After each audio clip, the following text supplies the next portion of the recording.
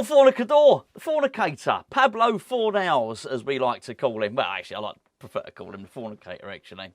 He's refused a contract at West Ham, is the headline to this news and what we're going to be discussing in this video. And quite frankly, I don't blame him. I don't blame him at all.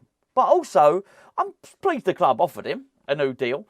But I also, if I'm being brutally honest, I feel that Pablo Fornals probably is not going to get into the team very much anymore. In fact, he definitely won't get into the team very much anymore. I think he's seen the writing on the wall. He wants to go back to Spain. He's 27 years of age. His next contract is hugely important for him, and I do not blame him at all, by the way. Now, the news, we've known the news on Pablo Fornals for quite some time, which is Sevilla were interested, really, really interested in signing him during the last summer transfer window. And it was understood that Pablo Fornals would have been happy enough to go to Spain. But Sevilla, very sensibly, in my opinion, decided against paying the 15-odd million it probably would have taken to get Fornals out of his contract and decided to wait a year and get him for nothing. And I don't blame them for doing that at all. In fact, I don't think anyone is at fault here. I just think we're dealing with a signing that's just run its course. I think it's easy to look at it and think, well, hold on a second, we bought him for 23 million and we've lost out. I find this a very, very different signing to, let's go with Nikola Vlasic, for instance, because that really was a waste of money. I think even if Pablo Fornals leaves for free, which I expect him to do in 11 months' time, I think we've had good service out of him. Is it ideal that you buy a player for £23 million and you lose him for nothing? No, not at all. But what I would suggest is when you buy a player, a young player, at the time was playing for Spain under 21s, and you spend £23 million on him, you probably think he's going to progress and either you're going to make money on him or he's going to break into the first team, be one of your regular first team players, and he's going to become, rather than a 21-year-old, someone playing under 21s who's worth, whatever the case may be, 23 million at the time, he's going to one day be worth 50, 60 million, something like that. It just hasn't happened. And I think some of that is our fault, by the way. I do think it's some of our fault at the club. The truth of the matter is he just doesn't fit the manager's style of play. But if we compare him to some of the other players that were brought in under Pellegrini, and if you want to chuck Huselos in there, you can. Actually, he's done all right. We've had pretty damn good service out of him. And in fact, I'd suggest him, it was probably been, unless I'm forgetting someone, probably been the second best, just behind Lucas Fabianski. I think we did all right on Issa Diop, and as much as he never really commanded a first-team place for any length of time, certainly not under David Moyes. There was a point where you thought him and Balbuena were going to be the centre-back partnership for a few years to come. But you know what? I thought we got some good service out of Diop, and we more or less sold him for what we bought him for. So that's pretty damn good business. Whilst Fornals, you can't maybe compare it to that, we have had good playing time, good service out of him. And what you're dealing with here is, as I understand it, he has made more appearances for West Ham in Europe than anyone else. I might be wrong. That was certainly true up to about the halfway point last season. Maybe Declan Rice overtook him or something like that. I don't know. But he's up there, which makes him, the word West Ham legend gets bounded around a little bit.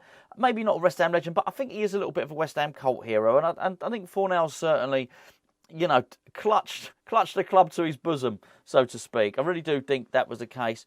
When you compare it to maybe a couple of Pellegrini's other signings in terms of Sebastian Haller and Felipe Anderson, I think it's fair to say they were unmitigated disasters. They were huge financial losses, and we really didn't get any great duration of service from them either. Fornals is very, very different.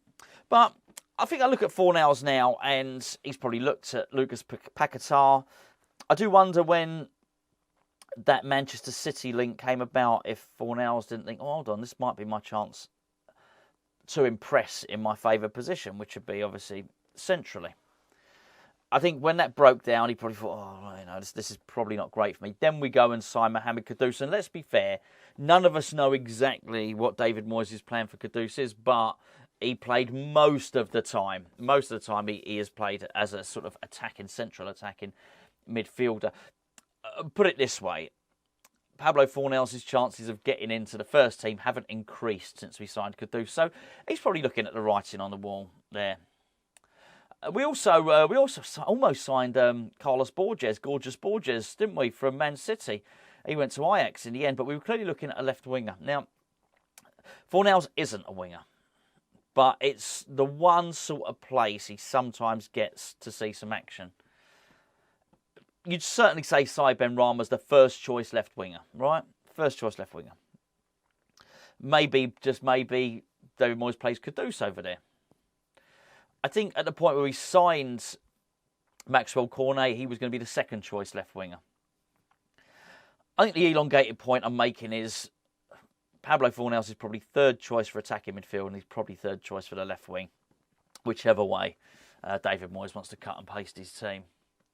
And I think with that in mind,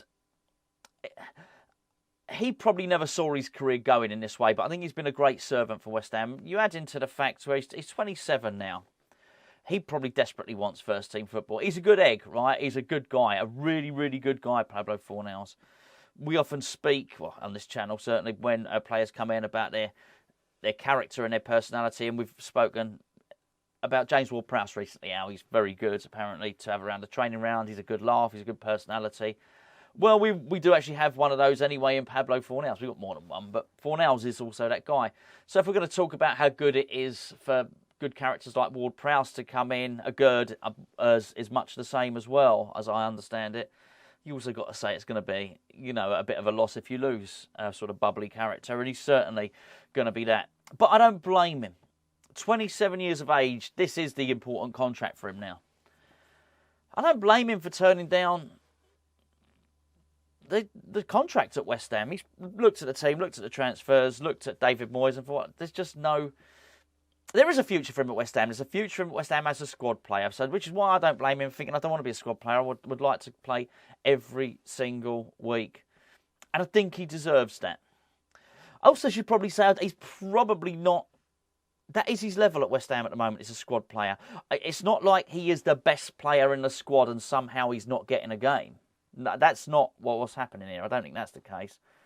He's not as good as any of the guys that I mentioned on the wing. He's not as good as the other guys in attacking midfield. He's a good, solid professional. But just because he can't necessarily make the first team at West Ham, who, let's be fair, we've spent a lot of money. It doesn't really matter whether it's net or gross or anything else. Over the last 4 or 5 seasons, we probably have spent 400 million plus. It's one thing not being able to get into a squad where they're going to spend that sort of money. It's another thing entirely, to be able to go. It doesn't mean you're not going to get football elsewhere. And I think he probably will get football elsewhere. And I wish him luck. I really do. He's got a new baby. Well, I say new baby, whatever, probably a year and a half, probably toddler, probably crawling around, walking around, causing all sorts of mischief now. But he's very recently married. That much is accurate. Young family, recently married. He's a long way from home. I can absolutely understand why he would want to go back to Spain. And sometimes it's just not about money, is it? I don't know what the club have offered Pablo Fornals, but I think it's one of those ones. He doesn't appear to be particularly money motivated. Let's say we've offered him 50 grand a week, right? I don't think it's one of those where we offer him 60 grand a week and it makes him sign. I just don't think that's what it's about. I think it's about family, I think it's about lifestyle choices, and I think it's about his career. And it's about him probably thinking, 27, 28. Pablo Fornals is not blessed with pace, but I'll tell you something about those players. The players that are absolutely blessed with pace and their game is based on it, like Michael Owen, who was an amazing player, but it was very much based on pace. When they lose their pace, they drop off the cliff. Players, Teddy Sheringham would be a good example, whose game is not based on pace. They play on a little bit longer, because it's not as big an impact when they, if they lose a yard of pace, because they never bloody had it anyway. And I think I look at Fornals at 27 years of age.